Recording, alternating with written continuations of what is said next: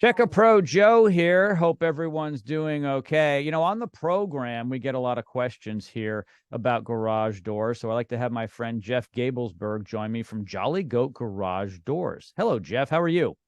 Hey, Joe, I'm doing great. It is great to have you here. Thank you so much for being that resource for our listeners. I know it helps your customers as well when we can do this type of conversation. So here's the question.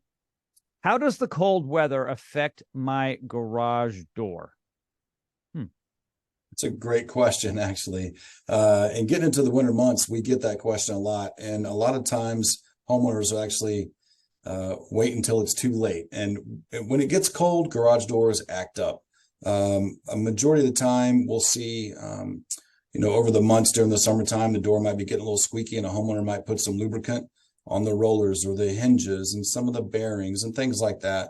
And it's the wrong type of lubricant. And then in the wintertime, when it gets cold and the temperature drops, that lubricant gums up, and that can really affect the way a garage door operates. It'll slow it down, can cause a lot of friction. Then it can cause more issues with the garage door opener system, and ultimately leave you stranded either inside or outside the garage, not being able to open it. Yeah, it's really interesting. We hear this a lot. I'm going to go to the store or Amazon, buy some WD-40 and spray it all over my garage door parts. That's not good in the winter time, in the summertime, the fall, the spring, or any time, is it? Not at all, actually. And hey, I'm a homeowner that has WD-40 sitting on a shelf. It's really good for certain things, but the garage door is just not one of those things.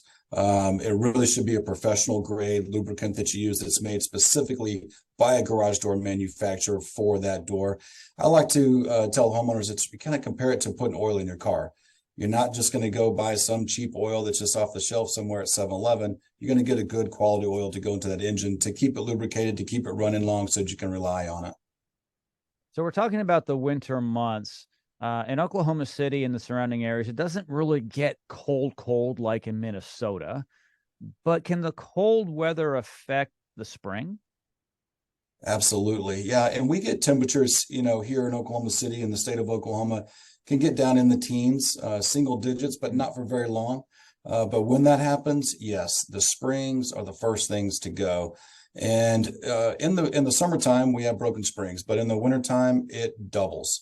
And the reason for that is it's a metal, just like anything else. And the molecules inside that steel stop moving, and it doesn't allow that spring to be as pliable as it was before. And so when the metal gets harder, because the molecules stop moving around and slow down, then it just breaks. And it's a very common thing.